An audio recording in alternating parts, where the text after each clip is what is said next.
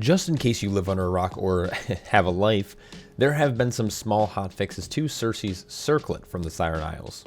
I want to briefly update all of you on these changes and how this might affect players, more specifically Brewmaster. But yesterday, Blizzard posted a blue post that stated the following: "Today we are working to update the game with a hotfix that will make all of the singing citrines available on the Siren Isle, allowing players to acquire all of them in the current week." According to their post, they hoped that time gating gems would actually build anticipation, but instead it's really just fueled frustration among the player base.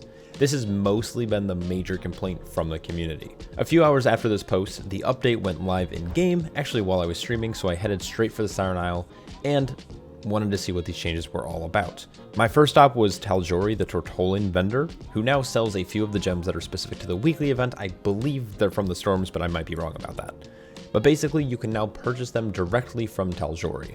The rest of the gems actually come from completing the kind of rotating turn-in contribution mini-events. The shard that I was actually playing on had a pretty constant rotating cycle, so after a few minutes I had all 12 gems unlocked. I would say probably 15 to 20 minutes it took. Some of my friends though did have trouble getting a gem or two because of a bugged mini-boss event in the Shuddering Hollow.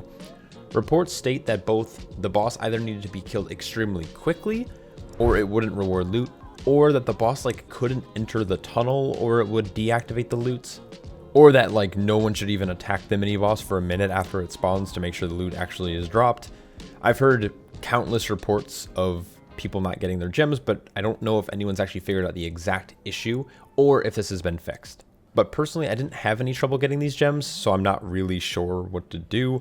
I've heard people just jumped around to different shards to get the gem. I've heard other reports of people saying they just went into war mode. So if you are struggling to get the gem, maybe try a few of those, but I really don't know unless it's been fixed already. Anyways, what does this mean for the players? Well, now that all the gems are available, everyone should be able to use the gems that actually contribute to making this ring best in slot, as Blizzard stated in their design goal, even at 642 item level.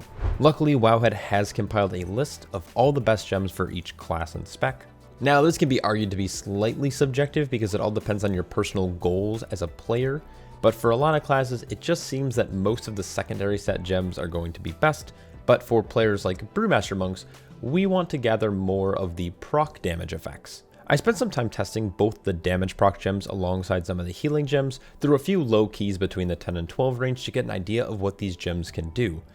Surprisingly, most of the healing gems actually can contribute quite a bit to the overall healing of a key, but it really comes at a loss of 6,000 secondary stats, and of course some of the damage. If you are running all damage proc gems though, it can be upwards of 9% of our overall damage in a key, and this will only scale as we get more item levels on the ring over the next month or two.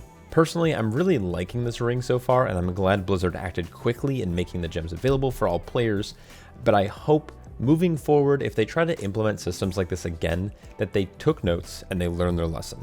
My only complaint at this point is I would like to be able to buy multiple rings to have basically ring sets, similar to the Onyx Amulet back in Dragonflight. If you're someone who plays multiple specs of the same character in multiple forms of content, you're probably going to get annoyed having to unsocket gems every single time.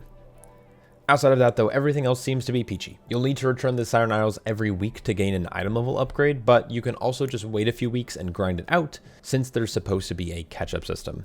Anyways, I'm going to leave all the WoWhead articles down in the description, and of course, let me know what your thoughts are on these changes. Massive shout out to all my Patreon supporters, because without you guys, I couldn't make content like this. I hope you're all staying happy, healthy, and I'll catch you all in the next one. Peace.